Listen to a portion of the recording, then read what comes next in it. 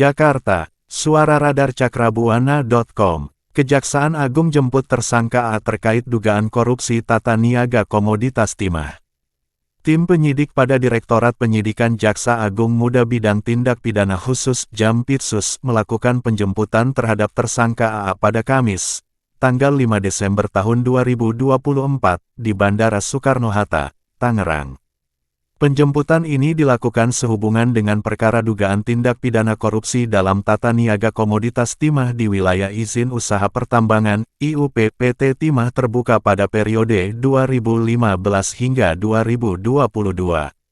Langkah ini diambil berdasarkan Surat Perintah Penangkapan Nomor Prin 57 F2 FED, tanggal 2 Oktober tahun 2023 tertanggal tanggal 12 Oktober tahun 2023.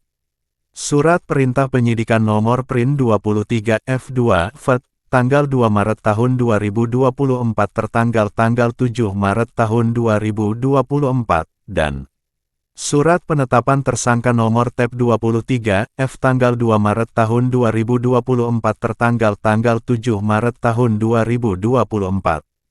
Setelah dijemput, tersangka A dibawa ke Gedung Menara Kartika Kejaksaan Agung untuk pemeriksaan kesehatan, kemudian diserahkan kepada penuntut umum pada Kejaksaan Negeri Jakarta Selatan bersama barang bukti, tahap 2. Peran tersangka A dalam kasus tata niaga timah. AA, yang menjabat sebagai Direktur Operasi Produksi PT Timah Terbuka pada tahun 2017 sampai tahun 2020, diduga berperan aktif dalam kebijakan pembelian biji timah dari penambang ilegal di wilayah IUP PT Timah Terbuka. Bersama terdakwa Mohtar Riza Pahlevi Tabrani, Direktur Utama, dan terdakwa Emil Ermindra, Direktur Keuangan A disebut bersekongkol dengan sejumlah pihak untuk memanfaatkan perusahaan-perusahaan boneka dalam memperoleh biji timah ilegal. Kerjasama ilegal ini melibatkan 12 perusahaan yang terafiliasi dengan beberapa perusahaan swasta, seperti PT Refined Bangkatin dan PT Tinindo Internusa. Harga biaya pemurnian dan pelogaman yang disepakati dalam transaksi ini mencapai USD 3,700 sampai 4,000 per metrik ton, jauh lebih tinggi dibandingkan biaya normal sebesar USD 1,000 sampai 1,500 per metrik ton.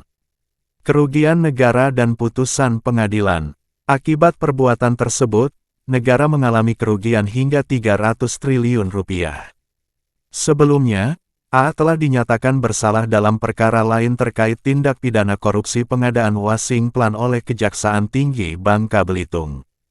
Berdasarkan putusan Pengadilan Tindak Pidana Korupsi Pangkal Pinang Nomor 8 PIT, Sus TPK 2024 PNPGP tanggal 3 Desember tahun 2024, A dijatuhi hukuman 3 tahun penjara, denda 100 juta rupiah, subsidiar 4 bulan kurungan, dan dinyatakan melanggar Pasal 3 Junto Pasal 18 UU No 31/1999 yang telah diubah menjadi UU No 20/2001 tentang pemberantasan tindak pidana korupsi.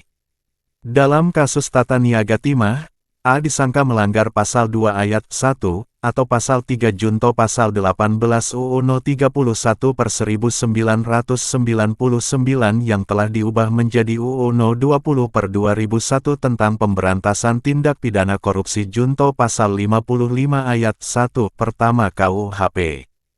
Komitmen Kejaksaan Agung. Langkah ini merupakan bagian dari upaya Kejaksaan Agung dalam memberantas tindak pidana korupsi yang merugikan negara, khususnya di sektor pertambangan. Penanganan kasus ini juga menunjukkan komitmen Kejaksaan Agung dalam menegakkan hukum secara profesional dan transparan. Reporter media suararadarcakrabuana.com melaporkan dari lokasi. Sumber, Siaran Pers Kejaksaan Agung, nomor PR 1022-016 K3 KPH, tanggal 3 Desember tahun 2024, Jakarta, tanggal 5 Desember tahun 2024.